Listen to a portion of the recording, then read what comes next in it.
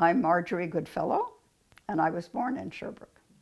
Do you call the area the Estrie or the townships, and why? Definitely, we do not call it Estrie. We call it the townships. It became important to be called, I think, the townships maybe in the late 60s, that sort of time period. Because I have to say that when I came back from Montreal to the townships, I was somewhat surprised to hear it referred to as the townships. But it was always the Eastern Townships as a region. Estrie was something that was assigned to a certain part of the area by Monsignor O'Brady, who was involved with higher education in Sherbrooke. The University of Sherbrooke didn't exist when he had that idea, but he was very much a nationalist, and so he assigned the name Estrie to a part of this area. I see. Can you describe for us the geography of this area, the size, is it rural, is it urban in nature? Well, it's the Eastern Townships is 10,000 square miles in size. It stretches from the American border to north to the area around and including Drummondville, St. Felix de Kingsey, those sorts of towns that are farther to the north. East and west, it's Sherbrooke is sort of in the middle.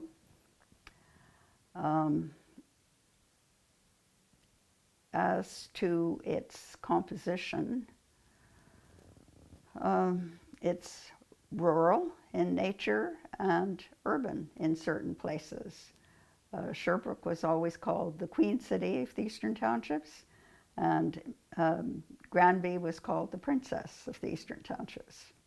That, of course, isn't the case now, but there were those areas of people, urban centers, Magog, there were centers where there were industries, and certainly there were industrial people living and working in the urban centers, but the rural areas were, and still are for that matter, quite productive. I see. I like the fact that you described Magog as the princess. No, sorry, not Magog. Granby. Granby as the princess and Sherbrooke as the queen. Yes, yes. Can you explain again why Sherbrooke would be considered the queen? Well, it had probably the most representation in Parliament and in governments generally. It was just fun to say. It was, well, of course, we have King Street and Wellington Street, and it was certainly a very traditional center. Mm-hmm. Thank you. And tell us about the English-speaking community in your region. Would you consider them rich, poor, more rural, urban? Well, in the area in which I lived and grew up, it was a rural area, reasonably well off, because farmers are usually quite comfortable, even though they complain a lot about not being comfortable, but that's part of life as a farmer. You have to deal with the good times and the bad times. So for things like movies and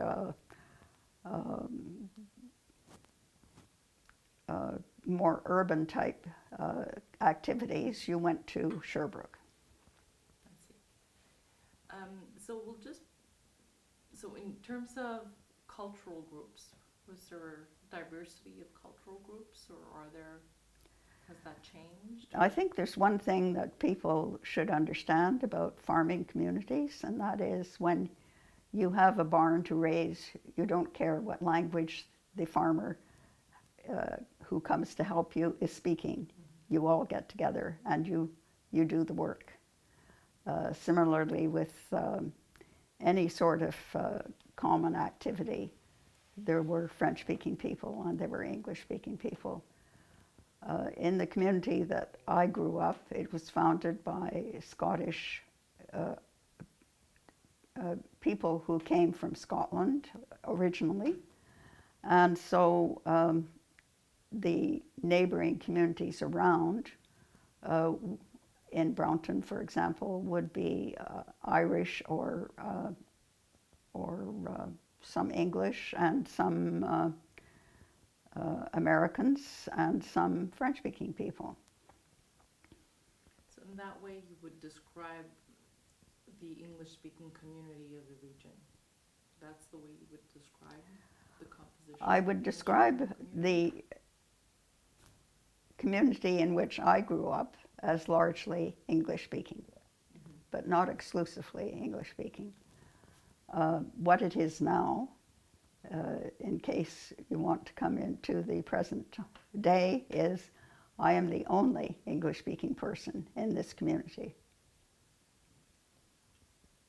I understand. And when we spoke about, I just want to make sure I understand. So in your reality, primarily the community was mostly a rural community? Yes. But in your, according to you, the rest of the community, the composition was also, was there a portion that was more well-off or poor or more urban, or this is the extent of what you would say about the community? Well, in any rural community, there are some people who are better off than others, but largely that's not important. Most everyone is sort of, I mean, you don't look at somebody and say they're poor or not so poor, or they're wealthy or not so wealthy. It's not a question in a rural community. Understood. And how did this concept differ from how did it differ from English-speaking communities in other parts of Quebec and in Canada? I think there we get into the relationship with the French-speaking community. There has always been a very bonne entente in the eastern townships in which I lived, and people got along very well together. The Bergerons lived up the road, and actually it started to change probably in the 70s, I guess, when the farms started to be sold and people of different backgrounds moved in. And then there would be the McLeod place that was sold to the Bédards, and that made absolutely no difference. They would come up and sing Christmas carols, Jean-Marie in French and the rest of us in English around the piano. So there was no problem. I see. And how and why did you get involved in the Townshippers? Well, that is a very interesting feature. Yeah. Is very important. Right. Dr. Camille Laurent and René Lévesque's team came into power. Dr. Camille Laurent decided that he would introduce and pass Bill 101, which it is still commonly called, even though that's not the correct, it's the Charter of the French language. And so following that, he decided that he would, to avoid some criticism perhaps, consult les autres. And so he established, through the various offices of Communication Quebec throughout the province, a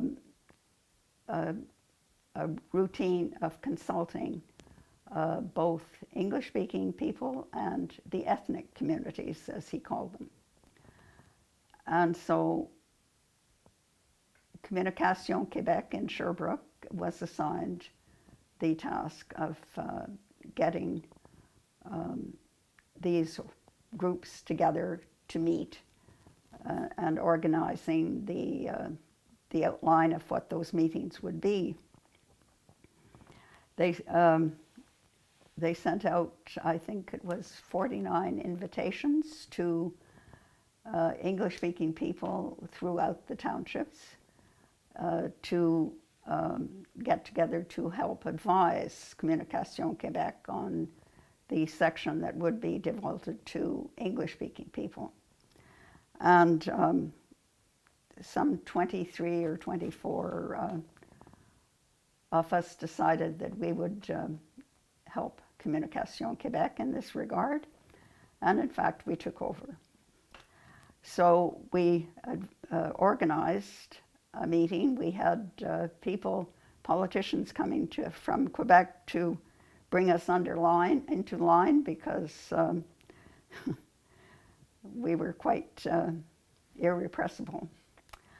But we managed. We organized a meeting at Alexander Galt Regional High School, at which Camille Laurent came, and there was also at the same time a committee of people who were called ethnic, who were also there.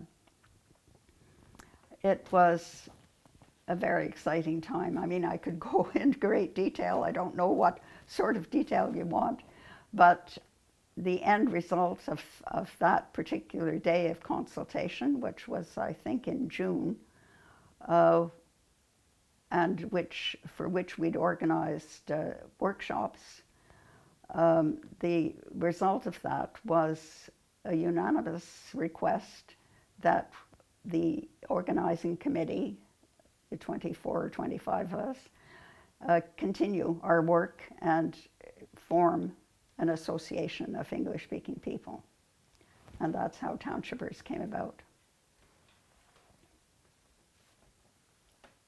And why did you get, I can't read it, why did you get one of the 49 invitations? Why were you invited out of the 49 invitations? I have no idea. What were you doing before? Yeah. Well, I just returned. I was involved in the Sherbrooke and District University Women's Club. Probably they used organizations of various community groups. There were Women's Institutes people involved. There was the Quebec Farmers Association involved. There were teachers involved, doctors involved, nurses involved. You know, they just reached out to the community and its various manifestations. So, if I recall correctly, the Townshippers Association was founded in 1974. No, later?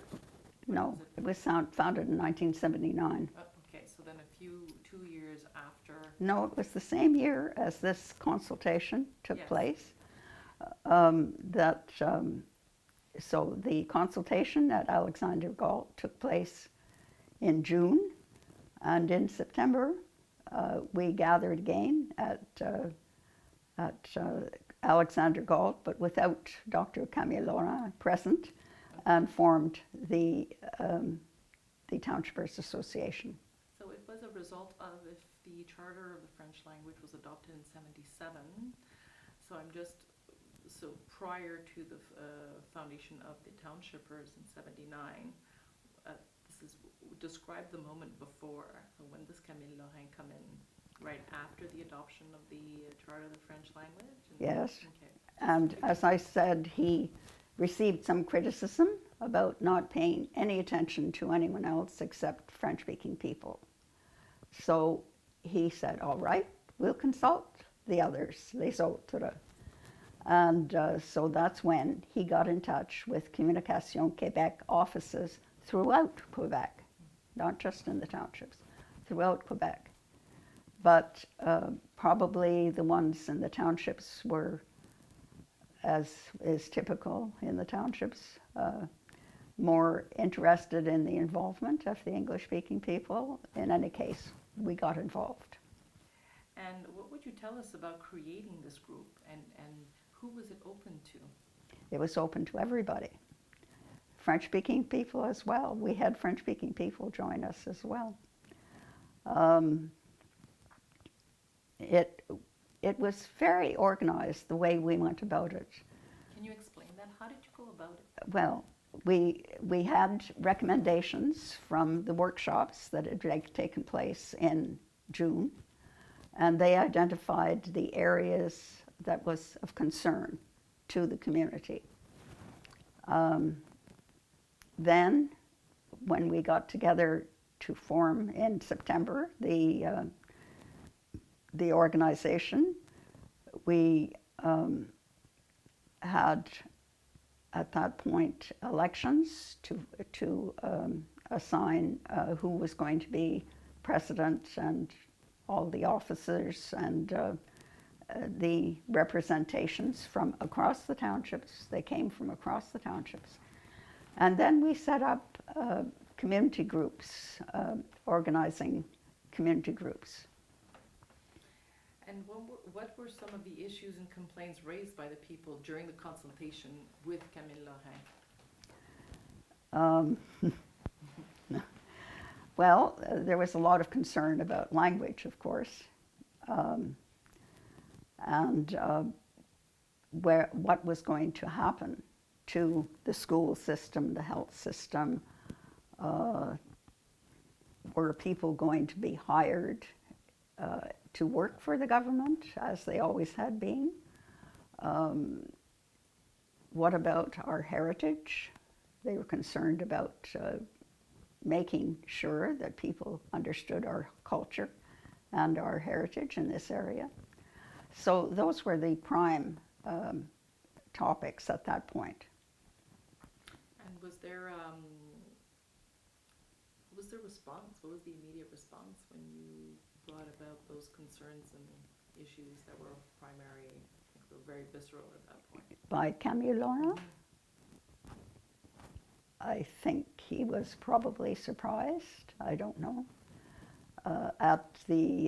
He was probably surprised at the number of people who attended, because there were over 300 at that meeting with him.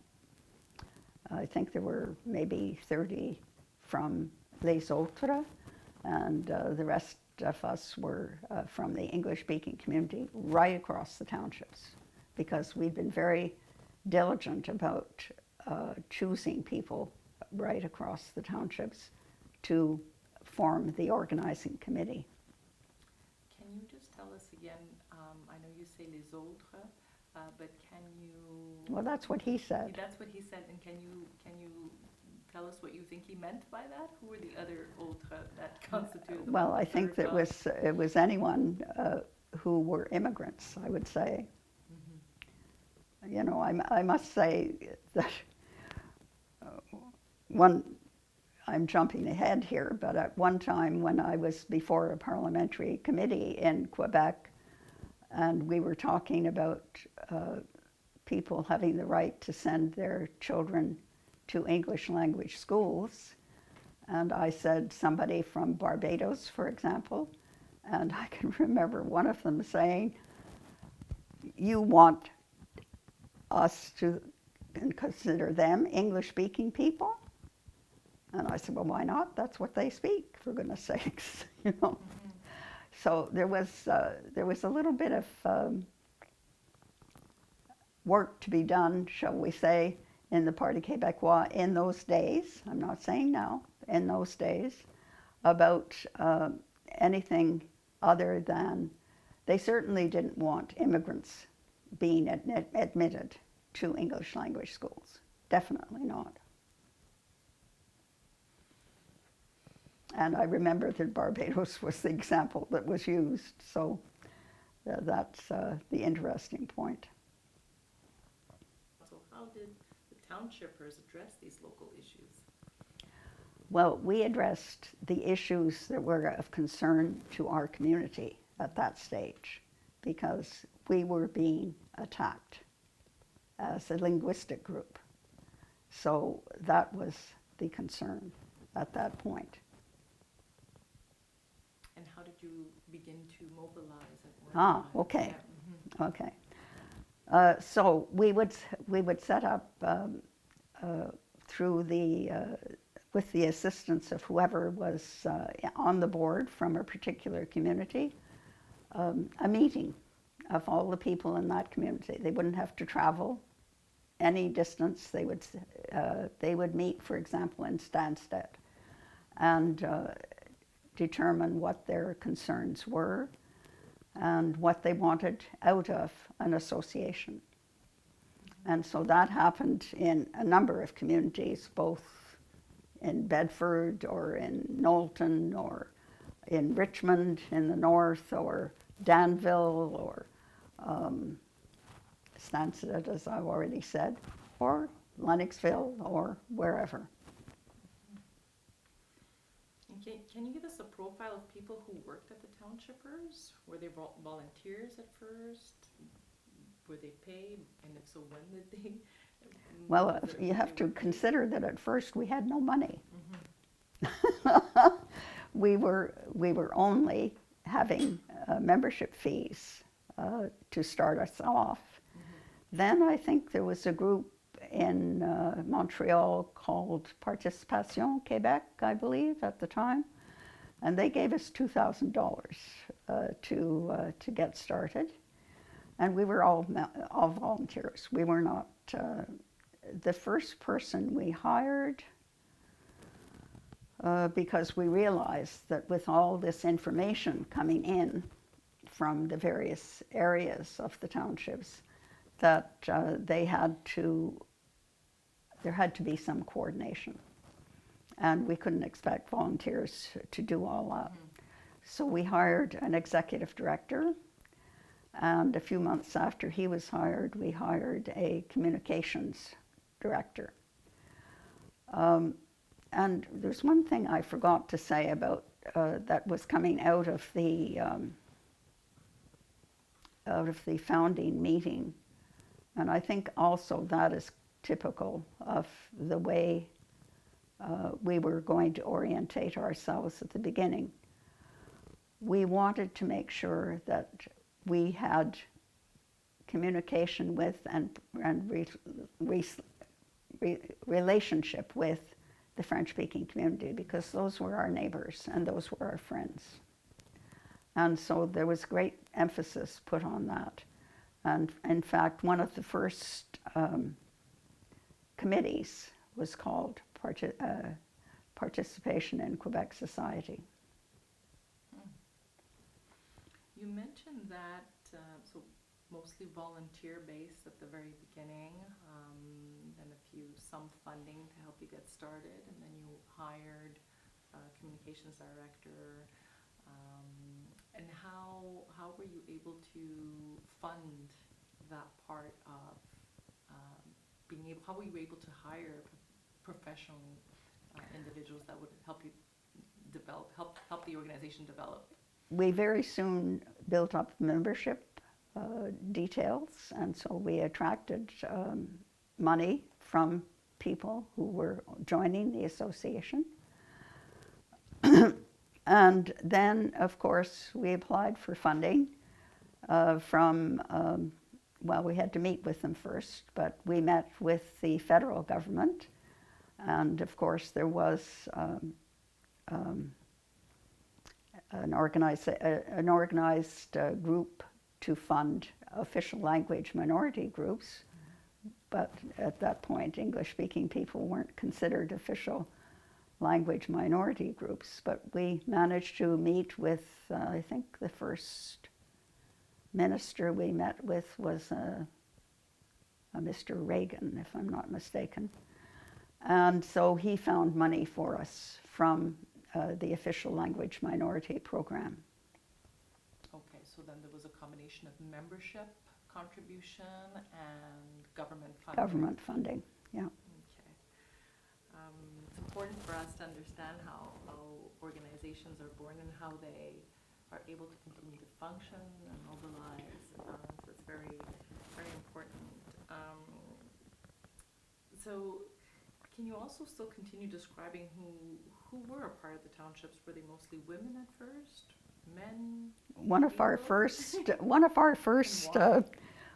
first organizational decisions was that there would be equal numbers of men and women on the board. So equal number of men and women. Okay. We were far ahead of any governmental group. Great. Of all ages, a certain generation? Doesn't matter. Doesn't matter. Yeah. It's very interesting to understand who would primary participants in the associations. Were there other characteristics, would you say, of They were representative of the community. And what does that Rural, mean? urban, working in industry, on the machine shop floor, whatever. It didn't matter. So of all spheres. If they were interested in what we were doing, they were welcome. So then I guess you answered the next question. What would it take to be part of an association like the Townshippers at the time? So a general interest? What else? Passion? I think more passionate would be the situation because we also decided that it was the volunteers who would run the organization, not the staff. They were there to do the work, and we made the decisions. Why so? It was our organization. We represented, each of us that was chosen represented an area. And so we couldn't have somebody on staff telling us what to do. No. You can see some independence in the Eastern Townships, perhaps. Well, I want to hear more about that. That's the interesting part about how there is this. Are you describing also this as a certain in the volunteers, certain drive or devotion to the cause, and so. If you know any farmer, you know how independent that person is. Well, I think you have to also consider that people who lived here are descended from immigrants who left their homelands and established themselves, and they are independent. One factor that became very important was education. There was no question about that.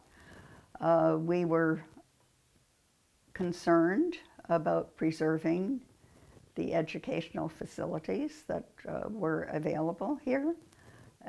And of course, the issue of linguistic school boards came up.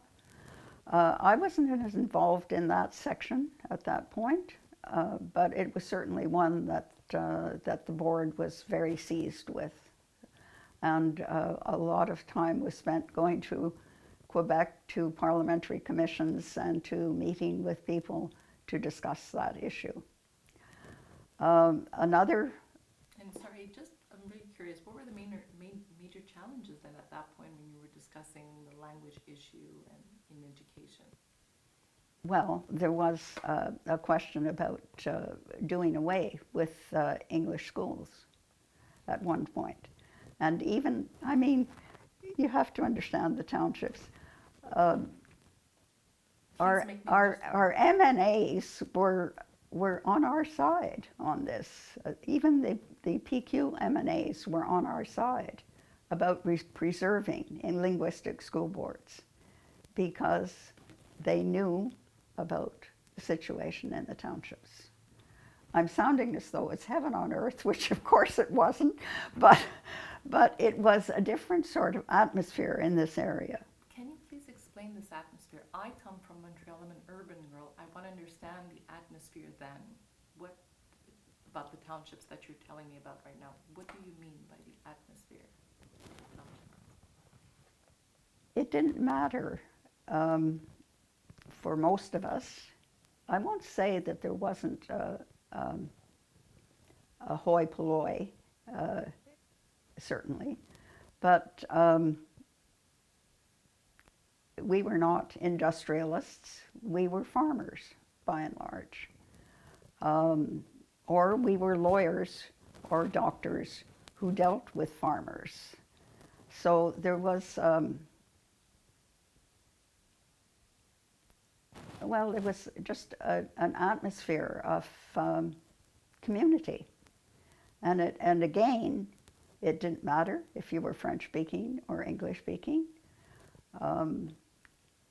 My grandmother, who came from Portneuf to settle in Kingsley neighborhood, which is near Sawyerville and not in Sherbrooke, but a rural area, she was delighted to be able to continue to speak French to her neighbors, the Gilberts.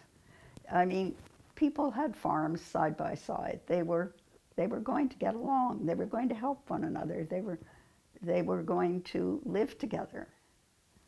And so this was still a very farming sort of area with industrial situations, certainly in Sherbrooke, and certainly even in Granby, the Princess, but nonetheless, it was a rural type atmosphere at that point.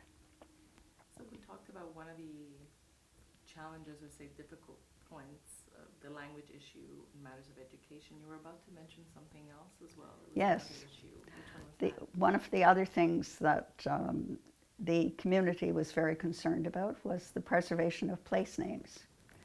And so one of the things that I was involved in was organizing a toponymy conference, which was held in North Hatley. And actually, Gerald Gaudin came to that meeting to listen in for a while. He was also a very good ally, I have to say.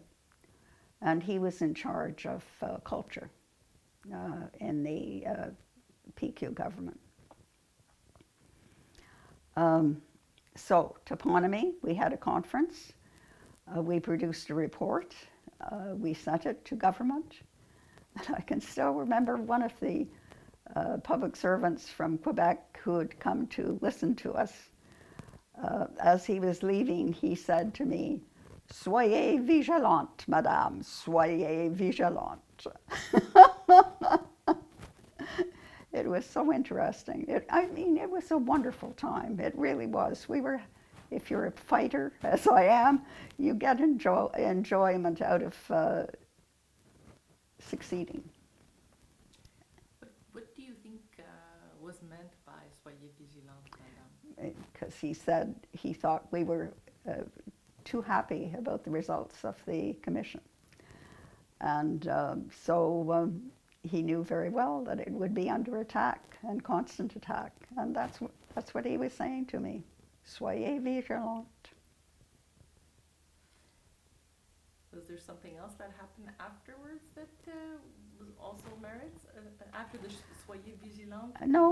No, actually we got 2 mountain peaks in the Orford Range, named after 2 women who are dead, of course, but from the community, on International Women's Day in 2 successive years.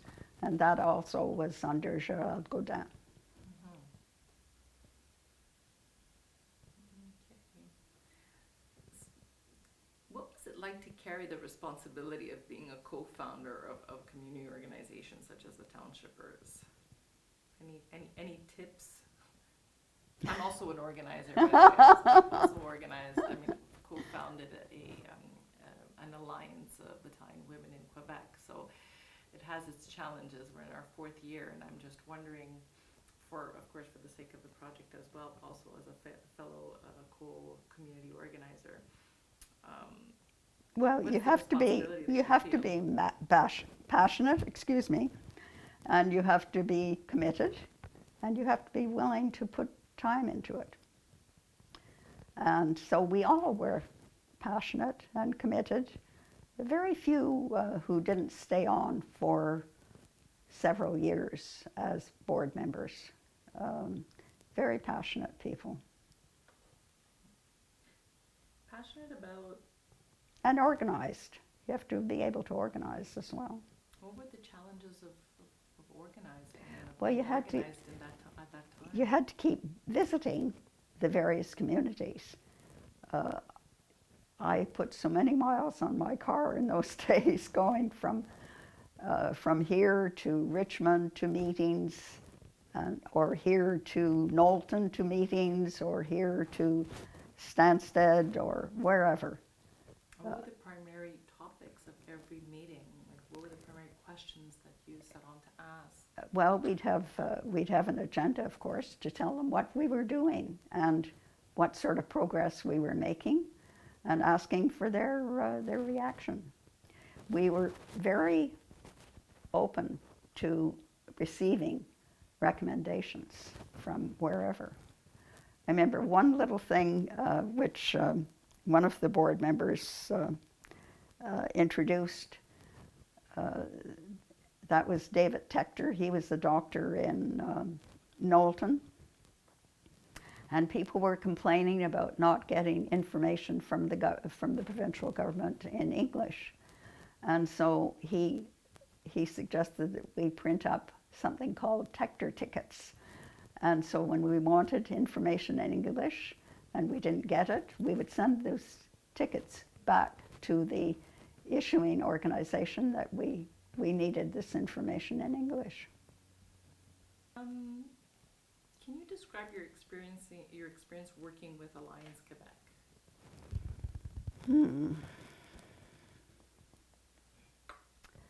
Well, I think we were asked to join Alliance Quebec because of our success.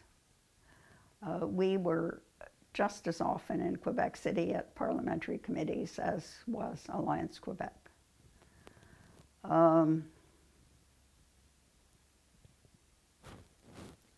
We had a lot of public profile. We were interviewed in French and English. I don't know. You know, it was incredible. We were very visible. And so Alliance Quebec was not going to try to compete with us in this area, because that would have been foolishness beyond belief. So they asked us to join their board. And so we did. But our main purpose in doing so was to bring to their attention, perhaps, our methods of doing things. We, for example, had a policy of never being a member of any political party. Well, if you had any experience with Alliance Quebec in those days, they worked in political parties. We didn't.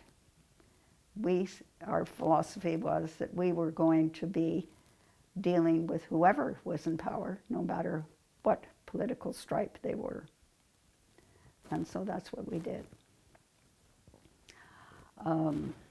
I think we contributed to them, but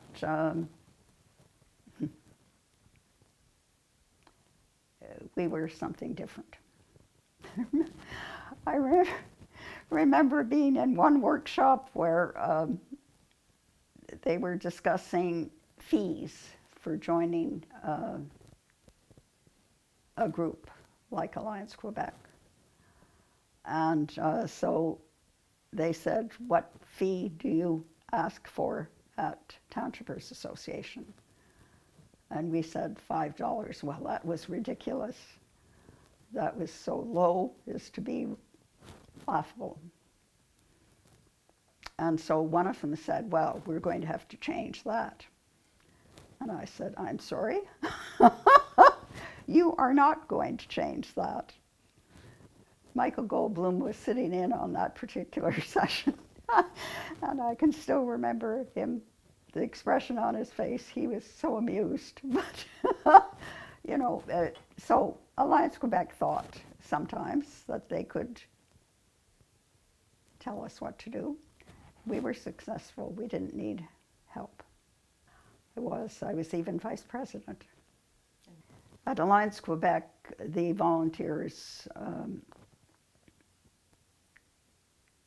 were more than supported by the staff.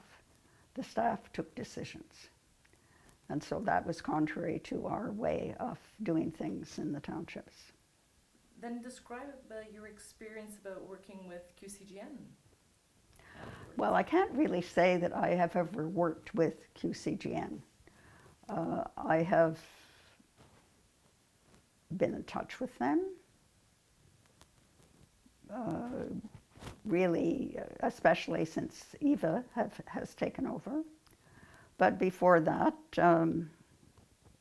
certainly I was in touch with Rita from time to time, but I can't say that I've ever worked for QCGN or been volunteered in any way with them. And how about with other English-speaking organizations? How did your group interact with other organizations? Well, we formed an off-island committee to communicate with Alliance Quebec. And that off-island committee was made up of all the regional associations. And so we exchanged information amongst ourselves and communicated to Alliance Quebec from time to time. We would go to one another's annual general meetings, for example. The presidents would keep in touch with one another. Coasters Association is one that comes to mind. Another one is the Chateauguay Valley English-Speaking Peoples Association. The VEC, Voice of English Quebec in Quebec City. So you'd meet with the ministers, part of that political elected party at the time, no matter which political party was in power. And usually there was a group of representatives of the governing party. The local members of the National Assembly would get together and we would meet with them. But we would meet individually with ministers and with members of the National Assembly who were interested in talking to us or listening to us. And just to backtrack a little bit, we're talking about your collaboration with other English-speaking community organizations as well, and you were part of each other's boards or exchanged. And we weren't part of each other's board. No. We would attend as visitors at their annual general meetings. And this would be in the scope of, what was the primary, not goal, but the perspective was to create solidarity? Why? To exchange information, primarily. We were always aware that we were not Montreal. What does that mean? Well, Montreal was Alliance Quebec. I know they had branches elsewhere, but they were controlled from Montreal. The regional associations, which is what we were called, were controlled by the regions, each individual region. Even today, the relationship of your organization with Francophones, and what language does your organization use in public? Well, that I can't tell you because I'm not involved in the organization anymore, even though I am a life member. But I can't tell you what they do because I'm not involved. And back then when you were? Back then we would speak French to people who were French speaking, and we would speak English to people who were English speaking. Describe your relationship with the Francophone community at the time. Friendly. For example, this would be a good example for you. There is Saint Jean Baptiste Society in Sherbrooke. they would come to our annual general meetings. They were guests at our annual general meetings. We were friendly with them. We would go to their annual general meetings. They were not perhaps as friendly with the other Saint Jean Baptiste societies as they might have been. What issues do you feel need more attention and representation in your region right now, and why? Well, you have to understand that I am retired. And I am not going to get involved in the issues. But were I to be involved in them, I would certainly do a lot more communicating with the French-speaking community than I see taking place now. There was a time when the publishers or the editors of La Tribune would send people inquiring about things like access to English schools down to see me. Not to any government facility, but to see me for advice. And that happened when a French-speaking person who had lived in Ontario for a while and had had children going to English schools wanted to send them to English schools here and was told that he could not. He went to La Tribune for advice, and advice said, the La Tribune editor said, go down to see Marjorie Goodfellow. So that was the sort of communication that we would have in those days. And that is the sort of relationship that I fear we've lost at this point. I never see anything in La Tribune about the activities of the English-speaking community in general. There's a missing link of some sort, or there is no... I've no idea. I don't criticize people that are doing things that I'm not willing to do, and I'm not willing to do that anymore. But I think it's regrettable that we are not communicating as much as we used to with the journalists, the people who are involved in distributing information. For example, there was a convocation of bishops, was it last weekend? I can't remember. I was invited but didn't go. I haven't seen anything in La Tribune about that convocation. And one of the honorees at the convocation was the Eastern Townships community who had supported the issue of bishops when the Legault government decided to take some action about registrations of new students. Bishops got accepted from that because the community in the Eastern Townships, largely Sherbrooke and Lennoxville, I expect, rose to support them.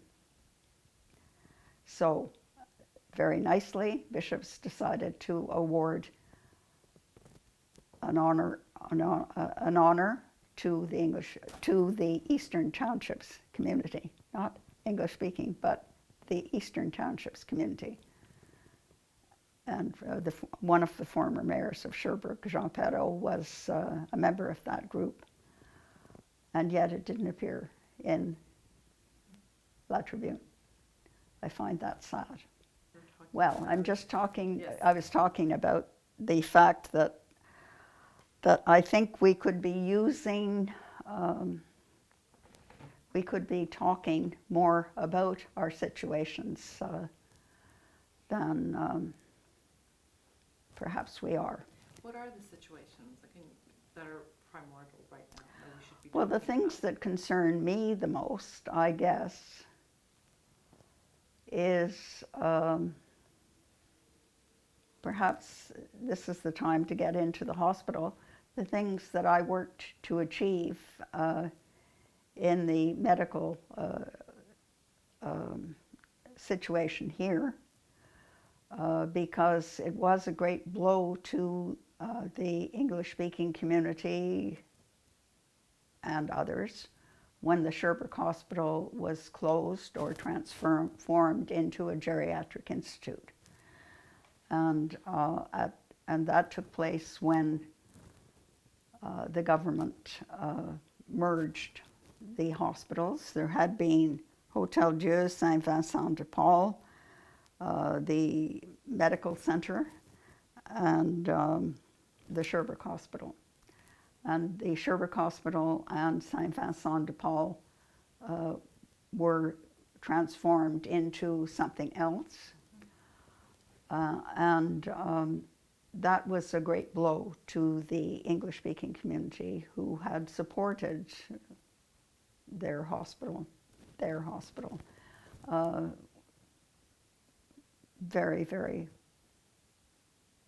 much.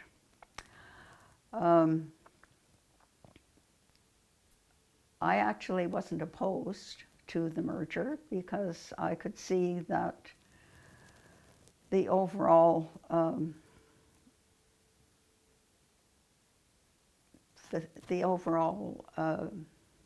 facilities would be better if they were more merged, combined, instead of working in isolation the way they had been. And in fact, I was asked to join a committee that would recommend the merger. Not everyone in my community appreciated that stance that I took, but nonetheless, I thought it was a good one. So we come now to a day when there is less and less attention to the needs of serving English-speaking people in their own language in difficult situations such as medical, psychiatric, and so on. And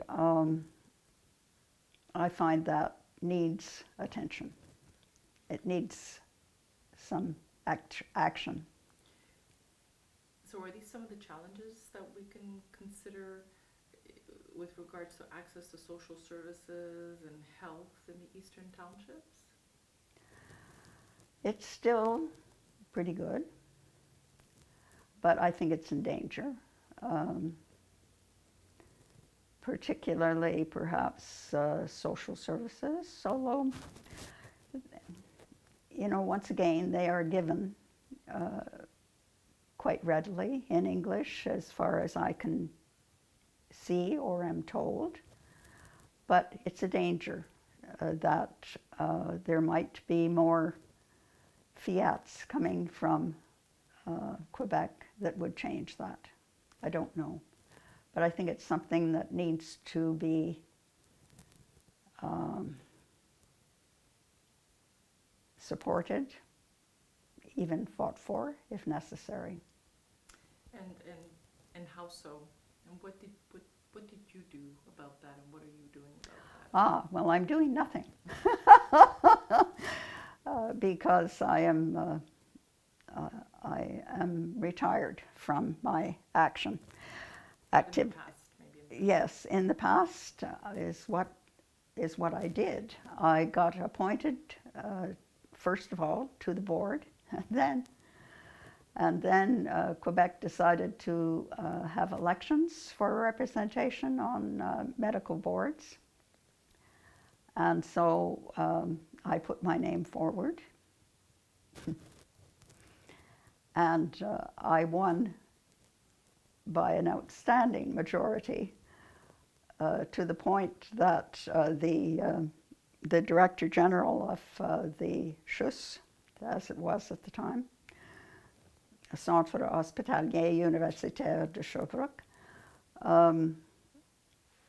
contacted his colleagues in Montreal and told them that they didn't know anything about how to get people out to vote for their boards, because there'd been an enormous support for me from not just the English-speaking community, but the French-speaking community. And I met people coming out from voting that I had seen in construction or in any number of facilities, activities around, and they were French-speaking people, and they'd voted for me. So I won the most votes of anybody. So that gives you an idea, again, of the difference in our community. If we communicate our needs to our French-speaking neighbors effectively, they will support us. There's no question in my mind. No question. So I was on the board from 1996 until 2011. I was on the executive committee for most of those years, and then I decided that I really didn't want to continue to go at meetings at 7 o'clock in the morning too often anymore. So I left the executive committee, although I was assured that if I wanted to stay on, I was more than welcome. And amongst, I guess the other thing I have to say is that I've never considered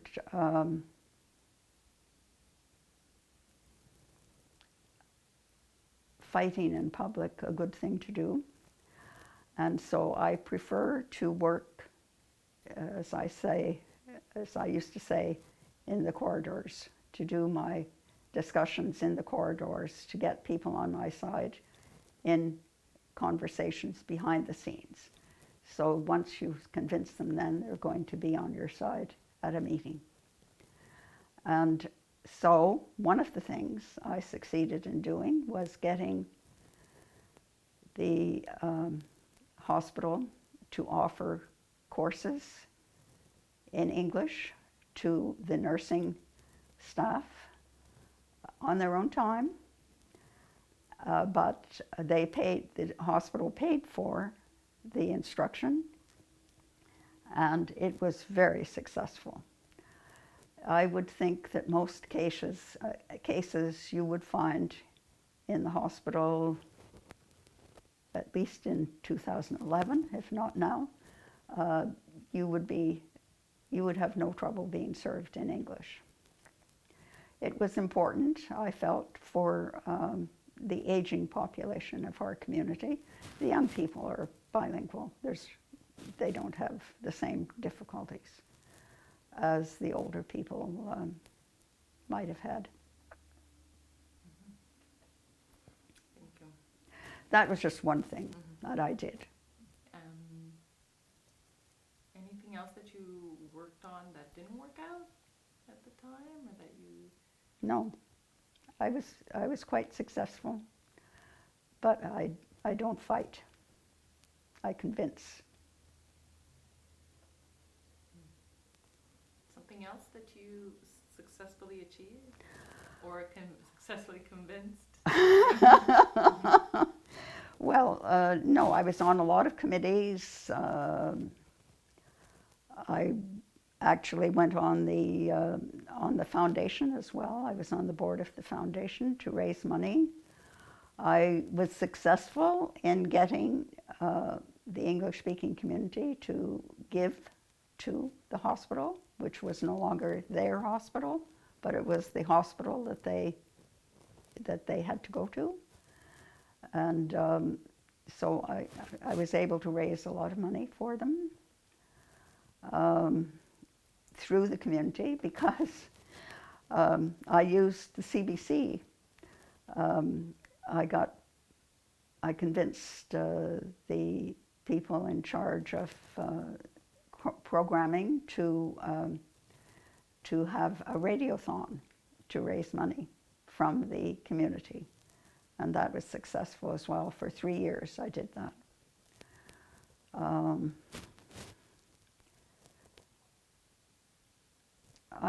I was involved in almost every aspect of the hospital, like the complaints system. I encouraged the community to use the complaints system. It's unfortunate it's called complaints because it's telling people what might be able to be fixed and why it should be fixed. And so people don't like to make complaints, but that's the only way to help things improve. And are there any health and social services challenges in parts of the townships further away from the greater Sherbrooke area? Well, again, there are hospitals. There's a hospital in Knowlton. There's a hospital in Magog. There's a hospital in Lac-Mégantic. There's a hospital in Danville for small things. I would say that social services might be a little more difficult because they were under a different system at that point. It's not to say that they didn't have representation from the community. They may well have.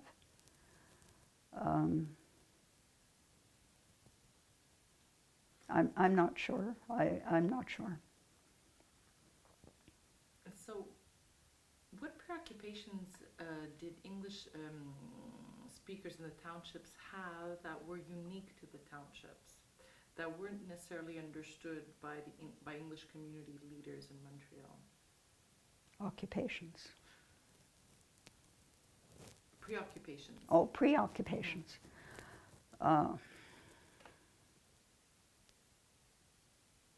Well, to keep yourself pure from a political point of view, that would have been difficult for Montrealers to understand, I think.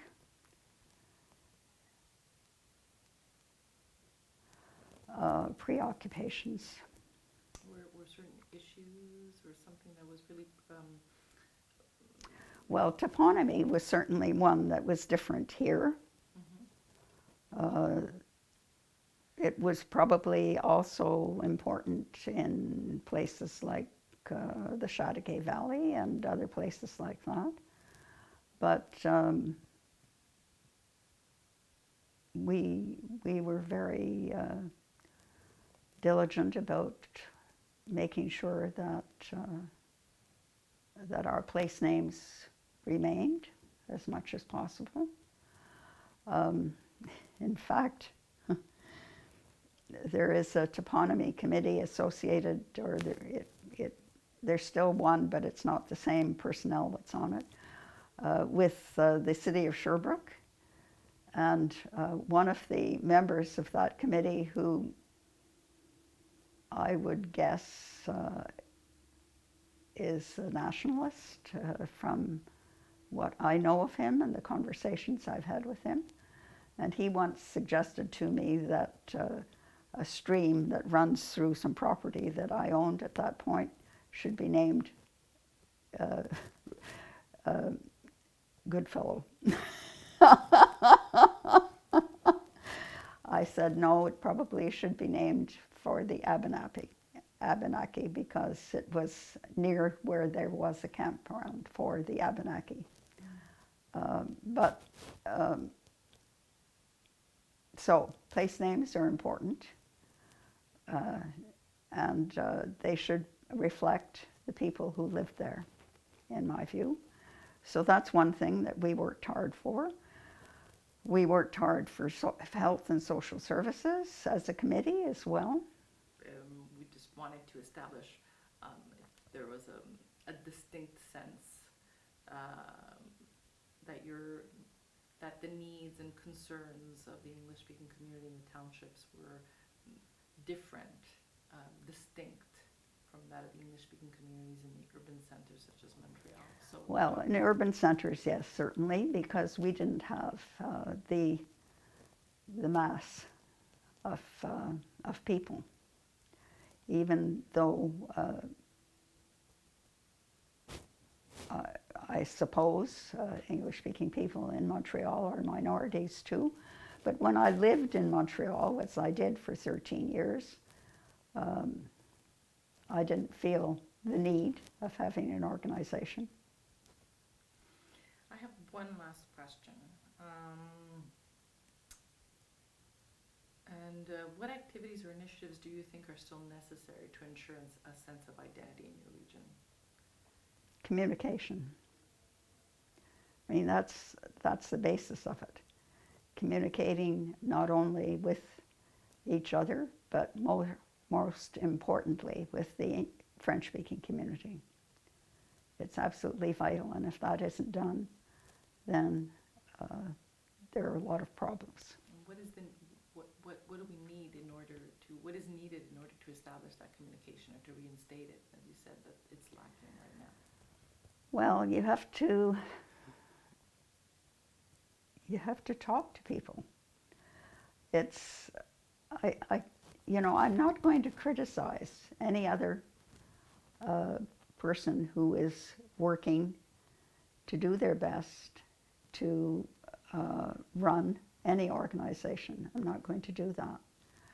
But I do believe that leadership has to take a role in meeting with politicians, local politicians first of all, and then broader, both at the provincial, at the municipal, the provincial, and the federal level. If I have a problem with the city of Sherbrooke, I go to council and I talk. And that is what I think is missing, because I don't hear it. It may be there, but I haven't heard it. For me, that's it for the questions. Is there anything else that you feel that you didn't have a chance to say that you'd like to add or talk about? I guess I would like to say that it's understandable sometimes that people are not as outgoing as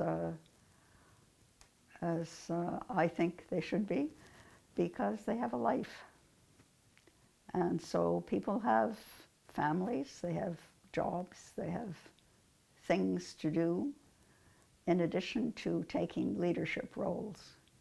And it's sometimes hard to find the time to do everything. I didn't have a family. I had a mother that I looked after until she died at the age of 99. But apart from that, I didn't have a family. So I devoted a lot of my time to my community. What would you say to those that have a family or have other things but still want to have play an active role in community organizing? To get busy.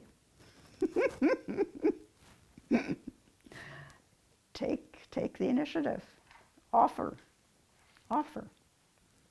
That's one thing that Townshippers did. One of their first actions that maybe I haven't dealt with.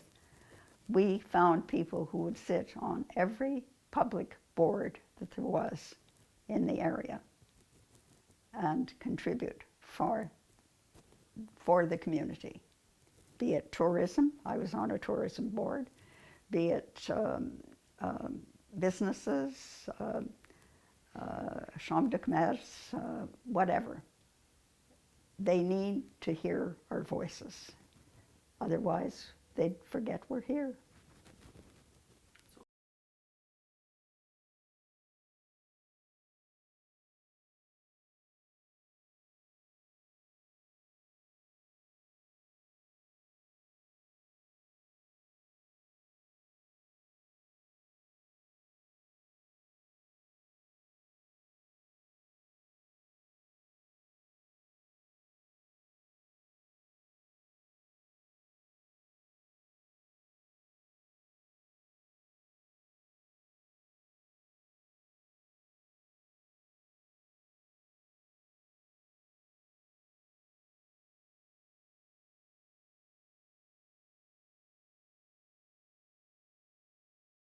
if you see an angel behind me, a green angel on the, yes, I was given that by the person in charge of organizing that for the hospital because I was an angel.